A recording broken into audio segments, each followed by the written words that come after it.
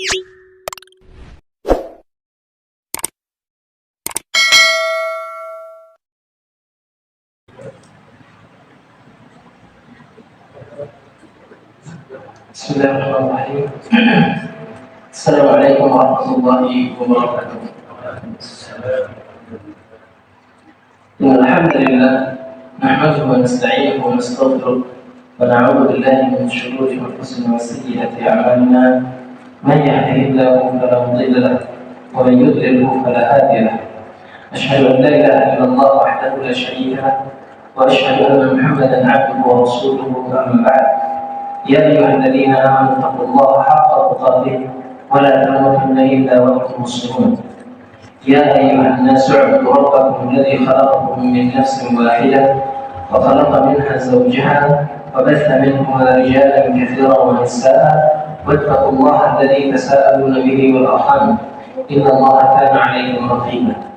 يا أيها الذين آمنوا اتقوا الله وقولوا قولا سديدا يصلح لكم أعمالكم ويغفر لكم ذنوبكم ومن يطع الله ورسوله فقد فاز فوزا عظيما. أما بعد. Bulan Sya'ban itu sudah kita masuki saat ini. Tentunya di bulan Sya'ban ini merupakan awal bulan seseorang akan masuk kepada bulan Ramadan. Pada kesempatan kali ini, insya Allah saya akan membahas sedikit tentang fiqh yang berkaitan dengan Ramadan. Baik itu berasal dari madhab ataupun berasal dari selain madhab. Maksudnya madhab di sini adalah madhab Syafi'i.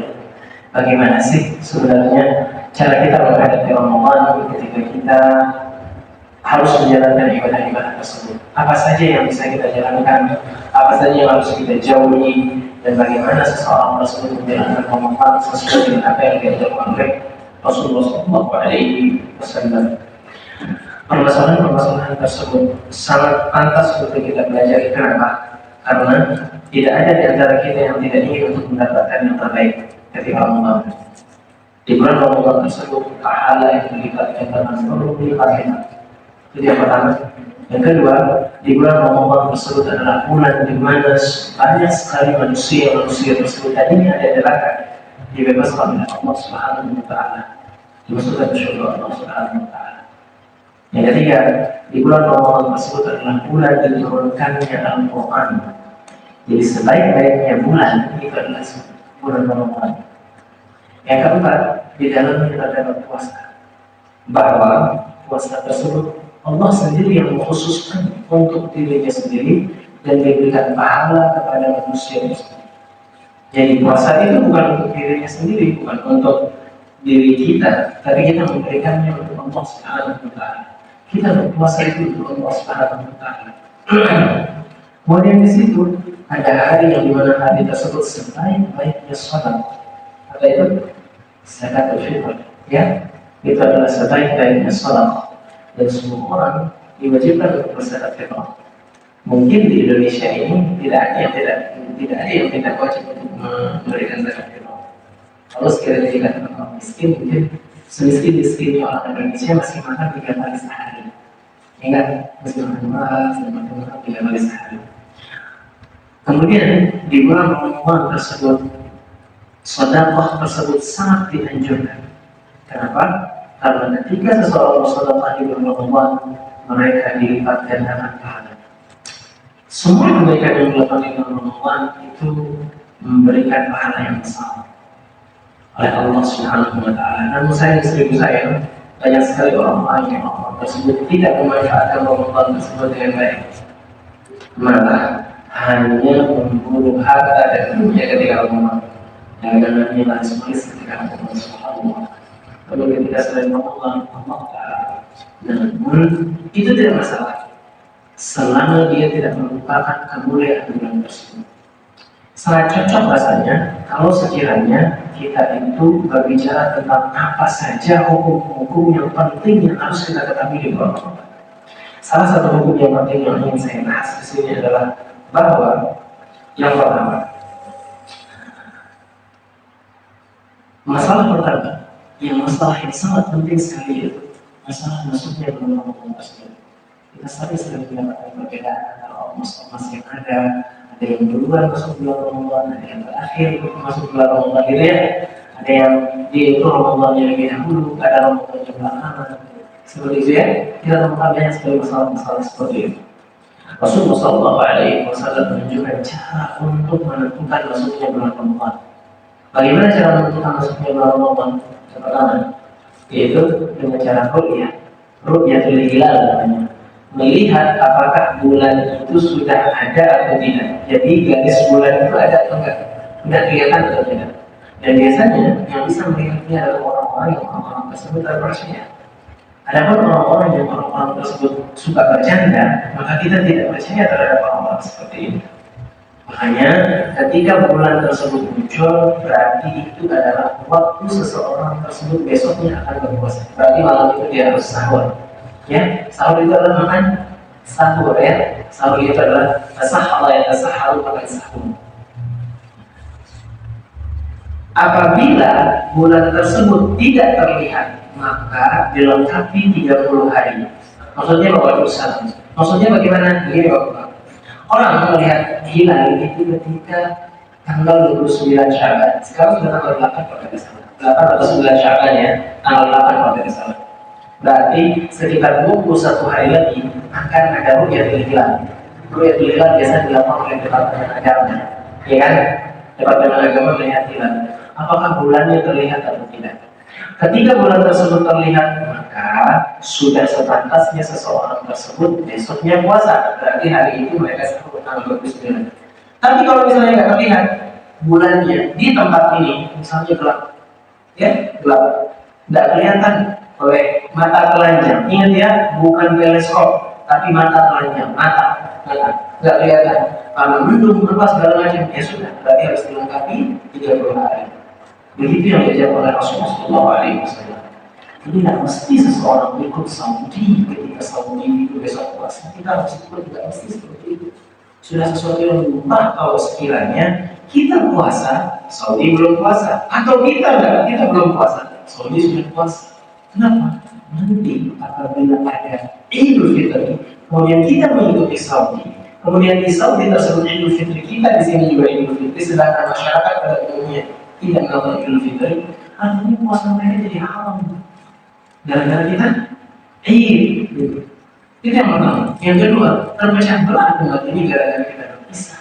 Hanya sekedar masalah rupiah. Ya kan? Terpecah belah.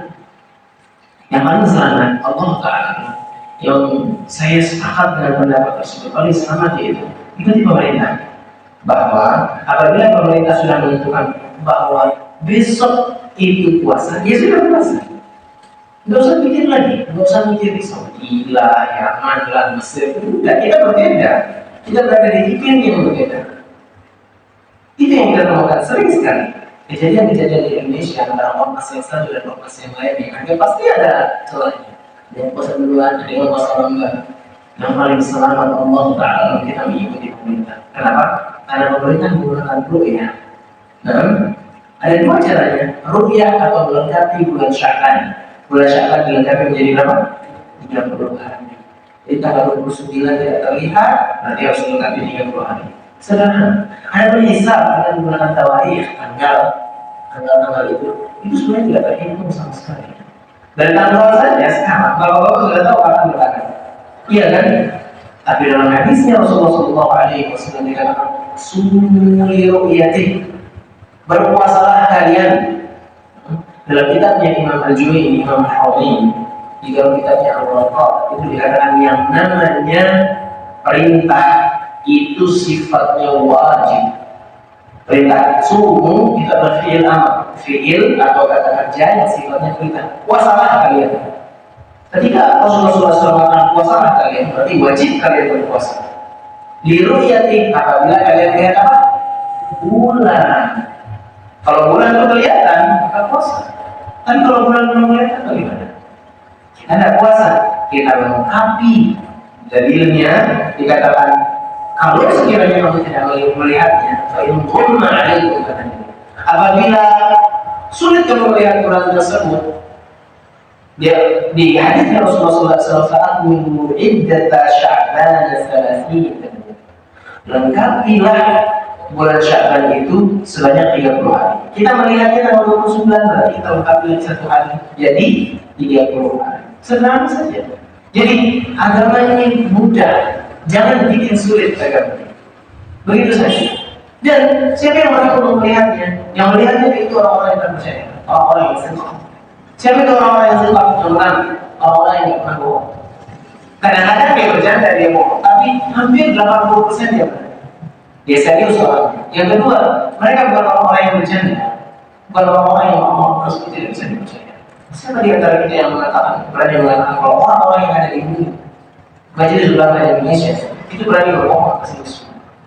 Tidak ada. Mereka pasti serius dan bukan itu merupakan pekerjaan mereka. Itu merupakan wazifah yang diberikan oleh pemimpin kepada mereka. Maka dari itu kita ikuti apa yang dibuat oleh tentang Ru'yatul Hilal. Biarkan di Saudi mereka mau di Saudi, di Yaman atau di Mesir atau di Aljazair mereka mau lebaran, ya sudah jalan saja. Kita nggak lebaran. Kenapa?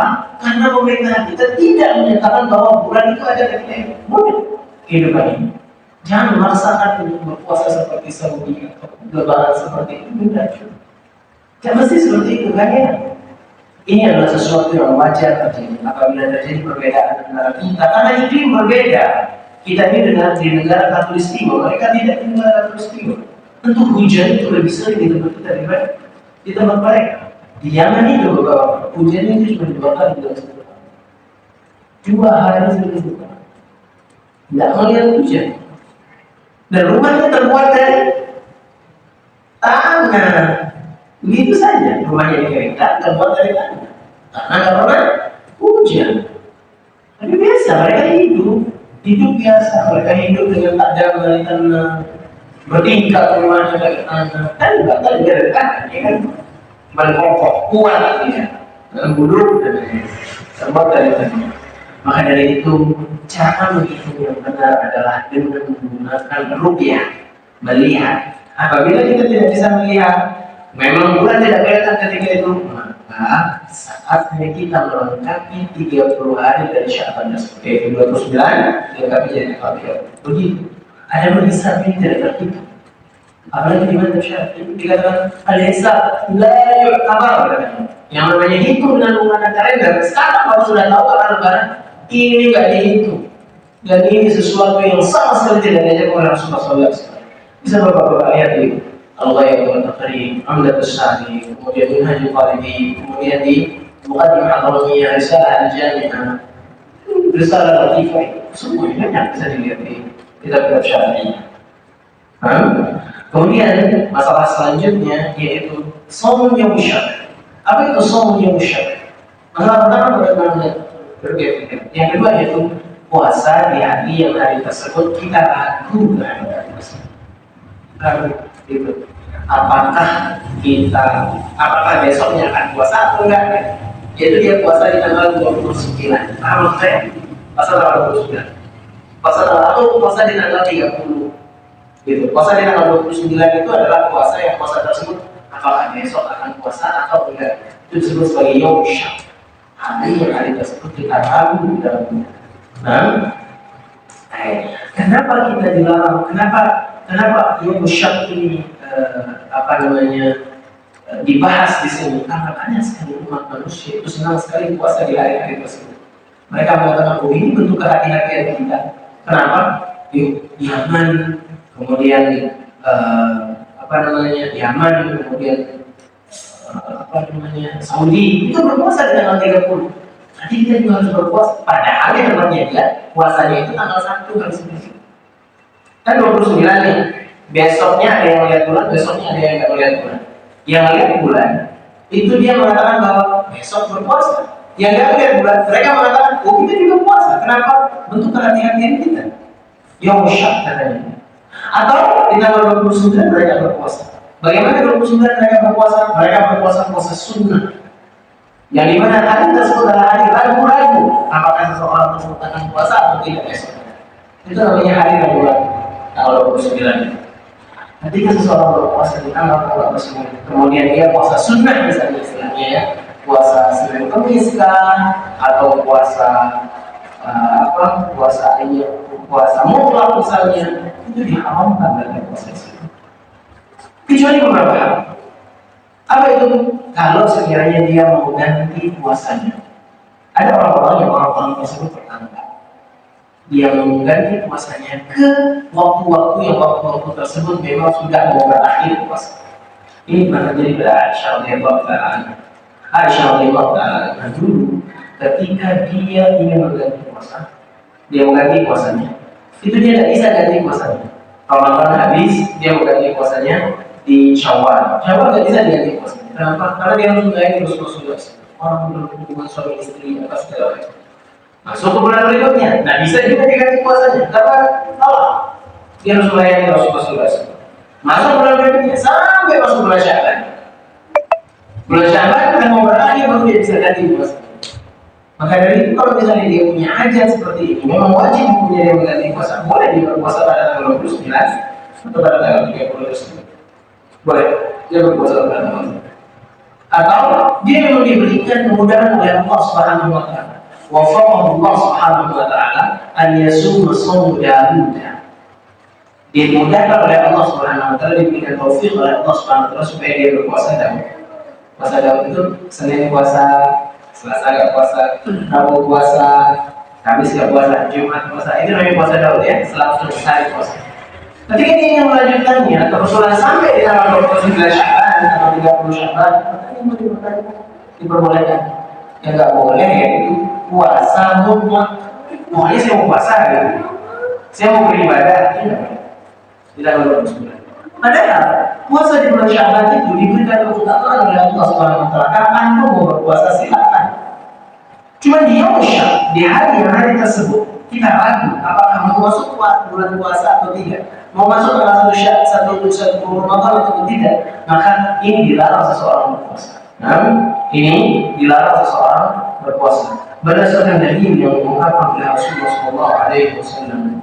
Rasulullah Sallallahu Alaihi Wasallam berkata, "Man shoma al-yawm alladhi yushakku fihi, faqad asaba bil-qasd." Dan dalam mazhab Syafi'i ini bilang, seseorang yang berpuasa tersebut dia tidak disunahkan lalu tanggal 29 atau tanggal 30 ini dilarang. Ini bisa dilihat jika bukan menghafalnya atau risalah jamiah, maka di menghafalnya Syafi'i itu bisa dilihat di situ atau di risalah jamiah. Dikatakan Rasulullah Sallallahu Alaihi Wasallam, "Man shama al-yawm alladhi yushakku fihi faqad asaba al-qasd."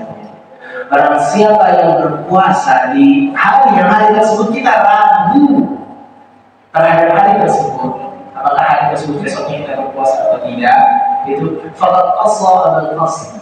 Dia telah durhaka atau dia telah durhaka, apa bahasa Indonesia-nya durhaka? Benar kan? Dia telah membangkang terhadap Abul Qasim. Siapa yang Abul Qasim? Rasulullah SAW. Rasulullah SAW punya anak namanya Qasim, Ibrahim, Fatimah, Ummu Kulsum. Nah, ini anaknya Rasulullah SAW. Banyak anaknya Rasulullah SAW. Dan istrinya yang pertama, Khadijah. Setelah itu dia punya anak sama sekali sebenarnya. Jadi mudah oleh Allah Subhanahu wa taala. Masalah yang ketiga, itu masalah yang kedua. Jadi masalah yang pertama yaitu masalah ketika seseorang mau memulai puasa. Dia bisa memulai puasa ketika dia bisa kapan dia mau memulai puasa. Yaitu cara dia untuk memulai puasa besok yaitu dengan Ramadan hilal. Kalau cara mudahnya ikuti pemerintah, selesai sudah. Ikuti apa yang dikatakan Majelis Ulama Indonesia, selesai. Kemudian yang kedua, puasa di Yaum Syak. Puasa di tanggal 29 atau tanggal 30 ini dilarang, ini tidak diperbolehkan. Dan sesuai dengan dalil yang diberikan oleh Rasulullah SAW. Kemudian masalah yang ketiga yaitu apa yang harus dilakukan oleh orang-orang yang sakit atau orang-orang yang lemah. Coba ya, apa yang harus dilakukan oleh orang-orang yang sakit ketika bulan Ramadan atau orang-orang yang lemah ketika di bulan Ramadan. Bedakan antara orang-orang yang lemah sama orang-orang yang sakit. Ya, harus dibedakan. Orang yang lemah itu seperti apa, orang yang sakit itu seperti apa. Adapun orang yang lemah yaitu orang-orang yang tidak memungkinkan baginya untuk berpuasa. Ini namanya orang yang lemah ya. Kemudian karena dia sudah kehilangan dia sudah kehilangan sisi wajib dari mengadakan puasa tersebut. Contohnya orang gila. Paham? Orang gila. Orang yang kehilangan akal. Ini adalah orang yang tidak wajib hukumnya dia berpuasa. Nah ini lemah ini. Kenapa? Karena lemah akal. Karena dia lemah akal, dia gila, dia tidak wajib hukumnya berpuasa. Nah, ini namanya ajis. Baik. Dan ada pun orang tersebut dia tidak bisa berpuasa karena dia sudah tua, kata ini ya, di sini. Karena dia belum som. Ada pun yang kedua yaitu bentuknya ini orang tersebut karena dia sudah benar-benar sangat tua, kemudian dia tidak mampu untuk menjalankan puasa, ini termasuk orang yang benar. Bagaimana hukumnya? Nah, kita bicara orang-orang tersebut lemah, nah, dan dia sudah tidak wajib hukumnya. Jadi ada yang disebut sebagai akam tadrifiyah. Akam tadrifiyah itu seperti ini. Dia harus berakal, dia harus salat, kemudian dia harus Islam. Berarti orang kafir itu tidak puasa. Nah, meskipun dia puasa, nggak terhitung puasanya. Jadi ya, ada yang disebut sebagai orang yang berakal. Berarti kalau dia gila, nggak wajib hukumnya dia berpuasa. Ada yang disebut sebagai seorang yang balik. Berarti anak kecil itu tidak wajib hukumnya dia berpuasa. Paham? Kalau anak kecil kan kita sudah mafhum ya.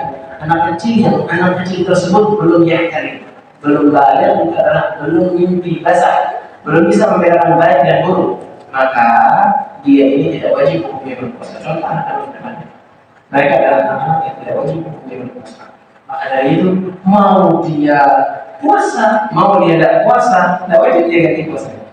Paham? Begitu pula dengan orang gila. Orang gila ini orang yang tidak wajib untuk dia mengganti puasanya. Sudah sampai sini? Adapun orang yang sudah tua renta, tapi dia masih berakal dan dia tidak mampu untuk mengganti puasanya. Dia tidak mampu untuk berpuasa. Seperti apa yang dilakukan oleh Anas bin Malik, maka dia membayar fidyah. Bagaimana cara membayar fidyah? Nah, nanti dibahas. Cara membayar fidyah yang benar, cara membayar fidyah yang baik itu seperti apa? Nanti dibahas. Jadi kita sudah punya tahu namanya orang lemah ya. Bedakan orang lemah sama orang sakit. Orang sakit itu ada tipenya, ada 3 tipenya. Tapi kalau orang lemah itu model-model. Lemah karena dia kehilangan akal, lemah karena dia belum balik, gitu ya. Lemah karena dia nggak punya kekuatan untuk berpuasa. Kita akan mengalaminya, kita akan menua, ya kan? Penyakit tersebut tidak bisa dihilangkan dan tidak ada obatnya itu. Karena tua itu penyakit. Ya, tahu. Orang tua itu adalah penyakit. Dia tua, dia sudah lupa, dia sudah pikun. Nah, dia sudah, apalagi dia sudah gila gitu ya. Karena dia sudah tua ini, maka dia tidak wajib untuk mengganti puasanya, tidak wajib. Dan anaknya pun kalau dia sudah tua dan sudah sampai gila dia, anaknya tidak wajib untuk mengganti puasanya. Ingat bapak-bapak ya? Nah, anaknya tidak wajib untuk mengganti puasanya. Dia sudah tidak wajib untuk berpuasa, tidak perlu untuk dibayarkan fidyah lagi. Kenapa? Karena akal tadrifiyah sudah hilang dari dia. Pembebanan kepada dirinya itu sudah hilang.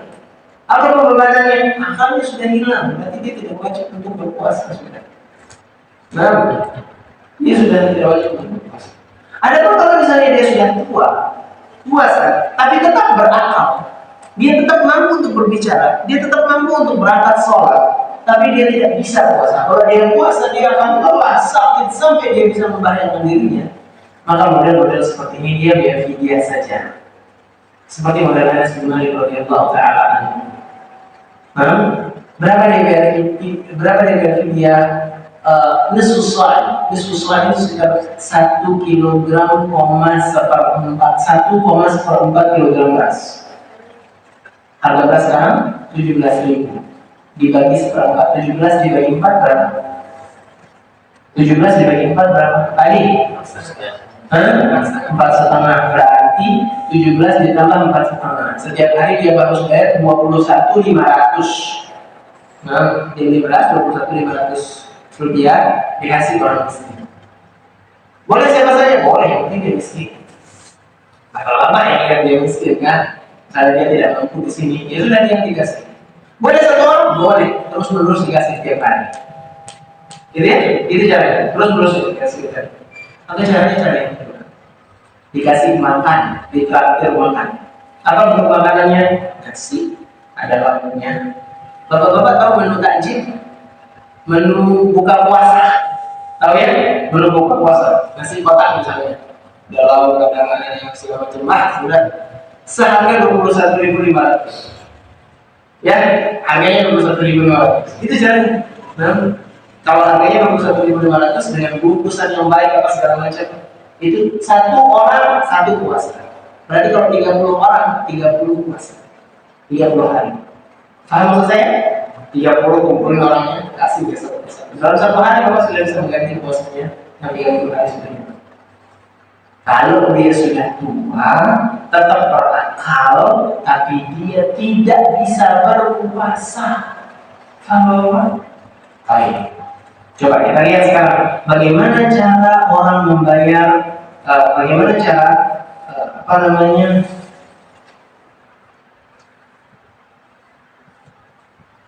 bagaimana cara membayar fidyah tersebut. Beliau mengatakan di sini untuk orang tua yang orang tua tersebut berakal tapi dia tidak mampu untuk membayar. Dikatakan di sini an yu'tiya miskinan an kulli yawmin nisfu sa'in ta'am, memberikan orang miskin itu nisfu sa'. Nisfu sa' itu adalah seharga 1/4 kilogram beras. Kalau kita plus 1/4 kilogram beras, harganya segitu 21.500. Setiap hari dia kasih itu terus menerus. Nah, itu cara yang pertama. Mau kasih beras. Kalau misalnya tidak mau masak, tidak mau repot, kasih beras. Baik. Cara yang kedua adalah dia itu memberi makan seperti apa yang dilakukan oleh Anas bin Malik radhiyallahu taala. Dikatakan dalam riwayat yang diriwayatkan oleh Anas bin Malik, "Lamma kabura fi sinnihi wa ma qadara 'ala as-siyam." Ketika dia sudah besar, umurnya sudah tua dan dia tidak bisa untuk berpuasa. Anas bin Malik itu tidak umur panjang, umurnya itu sudah 100 tahun. Umurnya itu sudah umur panjang. Dan dia didoakan oleh Rasulullah SAW punya anak banyak dan punya harta banyak. Kalau tidak salah, anaknya dari dia saja itu 100. Kenapa ya? 100. Tidak mungkin dari satu istri. Kan mustahil kalau satu istri 100. Coba bayangkan 2 tahun, 2 tahun. Habis waktu ya? Azan ya? Cepat ya, subhanallah.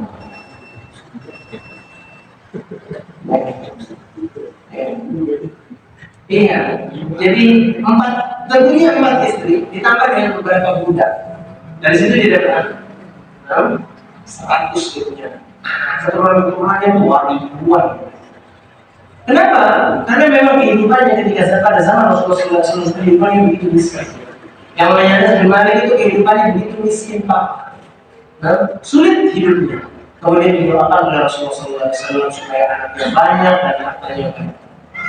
Ayah sampai zaman tabi'in, sampai zamannya Muawiyah bin Sufyan, sampai zamannya Yazid bin Marwan, dia tetap hidup diberikan kehidupan yang panjang. Sampai Hajjaj bin Yusuf akhirnya sampai sebenarnya Rasulullah SAW. Ada pun orang yang sakit, kan tadi saya sudah bahas orang yang lemah itu seperti apa? Orang yang lemah itu adalah orang yang tidak memungkinkan baginya untuk berpuasa. Tipenya ada beberapa.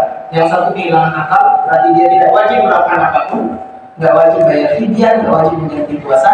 Nah, tipe yang kedua yaitu dia belum balik, nggak wajib mengganti fidyah, nggak wajib mengganti puasa. Yang ketiga yaitu dia punya kemampuan untuk berpuasa, berakal.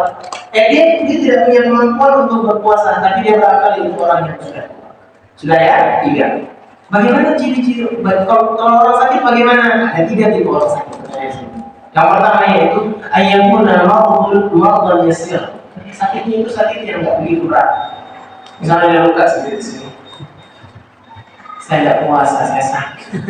Kan nggak mungkin seperti itu ya. Ini tetap harus puasa.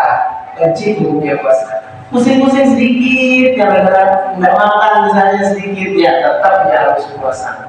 Flu sedikit, tetap dia harus puasa. Tapi kalau flu yang parah, yang membuat dia haus, karena flu itu kan mengeluarkan cairan ya.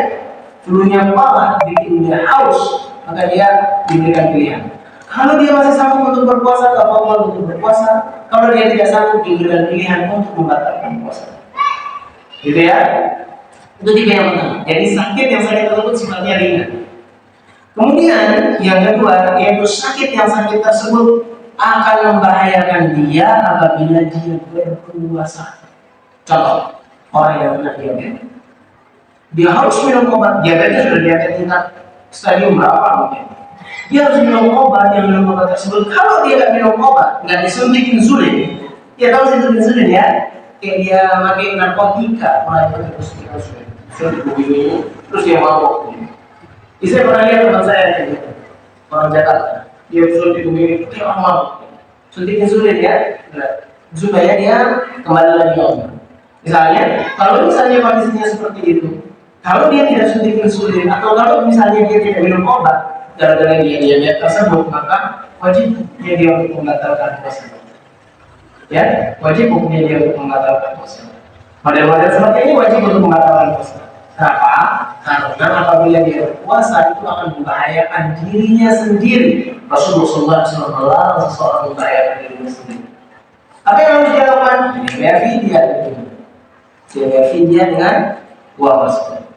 Kondisi yang ketiga, orang sakit. Kondisi yang ketiga itu adalah orang tersebut dia susah untuk melakukan namanya puasa, tapi tidak membahayakan.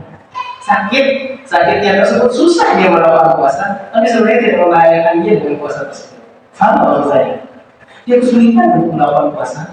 Kalaupun dia puasa itu tidak membahayakan dia. Dia punya dua pilihan. Contoh orang yang tadi yang flu tersebut berat, keluar terus. Ini haus dia. Karena kekurangan cairan, ya kan? Haus dia. Tapi ketika dia melanjutkan puasanya tersebut, dia tidak akan berbahaya sama sekali buat dia. Nggak bikin dia mati. Hanya lemes saja. Nggak sampai mati, nggak sampai pingsan pula. Diberikan pilihannya antara dia mau berbuka atau dia mau untuk melanjutkan puasa. Dan yang paling bagus, Allah Ta'ala Madzhab Syafi'i mengatakan bahwa dia ngambil untuk puasa. Ini yang paling bagus. Dia ngambil untuk apa? Dia berpuasa. Kenapa? Karena apabila dia berpuasa dia akan lepas dari tanggung jawab yang sangat banyak. Adapun kalau misalnya dia melanjutkan puasanya maka dia tidak melanjutkan puasanya maka ini tidak banyak lagi. Akan beban lagi. Puasa sendiri itu lebih berat daripada puasa rame-rame. Dan puasa rame-rame itu enak. Orang semua nggak ada yang mau makan, ya kan? Tapi kalau puasa sendiri, orang pada enak makan, kita puasa subhanallah. Ini tidak menyenangkan. Ya, ini sangat tidak menyenangkan. Azan ya? Oh belum. Baik, lanjut. Dan penyakit itu juga dilihat dari dua sisi. Tadi sudah ada 3 tipe penyakit, dan penyakit tersebut harus dilihat dari dua sisi. Yang pertama, apabila penyakit tersebut adalah penyakit yang tidak bisa disembuhkan dan dia sifatnya harus berbuka puasa menurut dokter yang terpercaya, dan dokternya adalah seorang dokter muslim misalnya, ya, karena kalau dokternya kafir, Madzhab Syafi'i itu mengatakan lihat dokternya dulu. Pas Madzhab Syafi'i itu masalahnya, lihat dokternya. Apabila dokternya kafir, maka tidak bisa diikuti ini. Tapi kalau misalnya apabila dokternya muslim, antum dengar dia ngomong seperti itu dan memang dia adalah orang-orang yang terpercaya, maka bisa sekali dokter muslim sama dokter kafir sama-sama ya, sama-sama juga ya ini kan. Ada ini yang benar, itu yang benar, Allah Ta'ala nggak paham juga gitu ya, sama-sama juga. Baik, yang jelas mau berlanjut jatuh penyakit tersebut tidak bisa untuk sembuh sama sekali. Dan dia kalau misalnya dia berpuasa itu bisa membahayakan dirinya. Apalagi dokter mengatakan bahwa kami sudah tidak bisa, kami sudah mengatakan mengenai masalah bapak itu. Sudah bapak, pokoknya itu kan dokter itu ngomong biasanya kalau sudah jelas mereka ini tinggal keluar misalnya gitu biasanya dia ngomong. Subhanallah. Mudah kita berkompah Subhanahu wa Ta'ala ya. Udah bapak sudahlah ini nggak bisa sembuh sudah gitu misalnya dia ngomong. Padahal sebenarnya tidak benar gitu ya. Kalau misalnya dia sudah ngomong seperti itu, apalagi dia muslim, maka tetap orang tersebut sebenarnya punya harapan begitu. Nah, tadi dia tetap diminta untuk berbuka puasa dan membayar fidyah. Apabila dia punya harta, membayar fidyah. Dan ya, membayar fidyah itu adalah yang asalnya dari hartanya sendiri. Namun apabila dia tidak memiliki harta, maka boleh orang lain membayar fidyah. Misalnya ada orang lain merasa kasihan dan mengatakan bahwa ini bapak, kayaknya bapak belum ada hartanya bapak. Saya yang bayar fidyah. Oh sudah dibayar, tetap boleh. Apalagi keluarganya sendiri, makanya itu sesuatu yang lain. Ya, misalnya anaknya, bahwa saya tidak punya harta, mau bayar fidyah, ya sudah saya yang bayar. Maksudnya itu kebaikan yang luar biasa. Nah, itu adalah kebaikan yang luar biasa. Baik, ada penyakit yang penyakit tersebut diharapkan bahwa dia itu bisa sembuh. Misalnya orang lagi operasi, apa misalnya sembuh, dia bisa sembuh. Beroperasi nih, operasi selulitis misalnya ya, subhanallah. Kemudian di sini bulan puasa dia harus operasi, dia harus tetap dilakukan supaya dia cepat sembuh gitu. Selulitisnya, ya sudah diselesaikan dulu. Nanti setelah itu baru dia berpuasa lagi setelah dia selesai.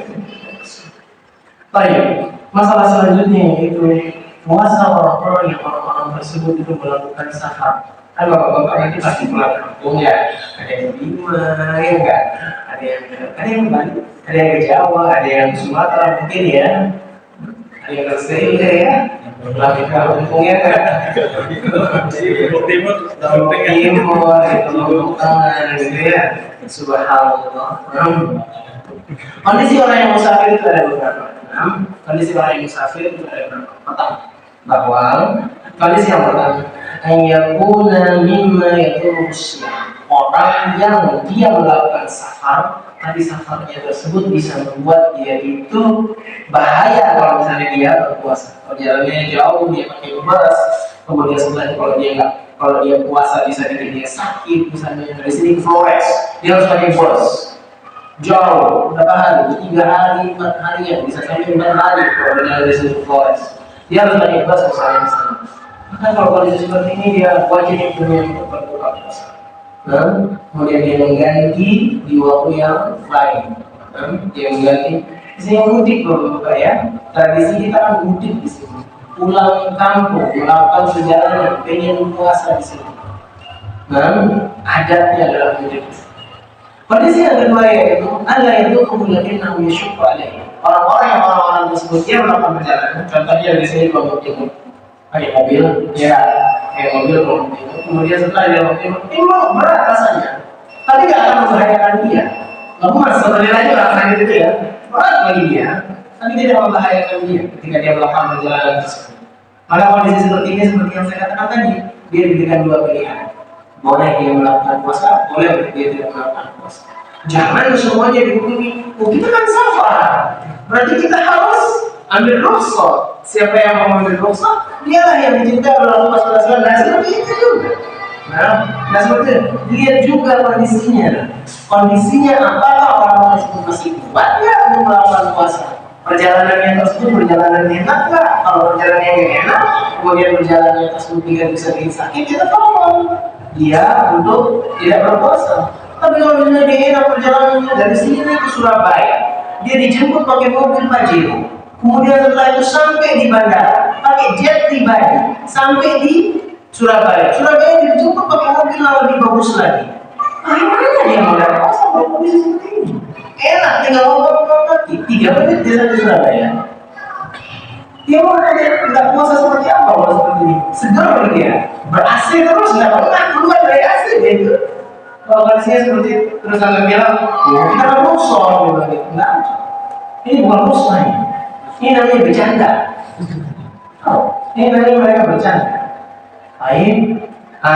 Kemudian kondisi selanjutnya yaitu kondisi tersebut memang orang tersebut itu tidak kenapa-napa apabila dia melakukan perjalanan. Contohnya bapak yang kelompok tengah, kelompok tengah itu dekat aja. Kalau bypass nyampe sudah ya sudah, itu bukan apa namanya musafir memang melakukan perjalanan berarti tidak membahayakan sama sekali, nggak lelah sama sekali kalau kelompok tengah. Ibu bapak tetap wajib untuk berpuasa, tetap wajib untuk berpuasa. Itu ya sudah ya saja.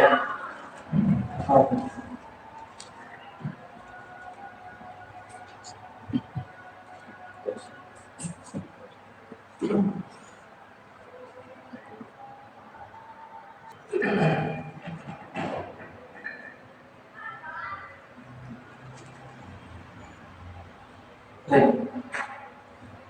Anda lanjutkan sedikit tentang pembahasan yang tadi.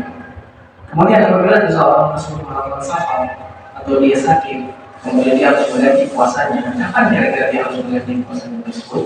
Dia mengganti puasanya yang paling bagus yaitu mubataran. Mubataran itu yaitu selesai dari puasa Syawal. Ada puasa Syawal kan? Kalau ada Syafi'i dikatakan puasa Syawal itu bagusnya yaitu 1 hari setelah Idul Fitri. Setelah Idul Fitri itu baru 7 hari setelah itu dia berpuasa.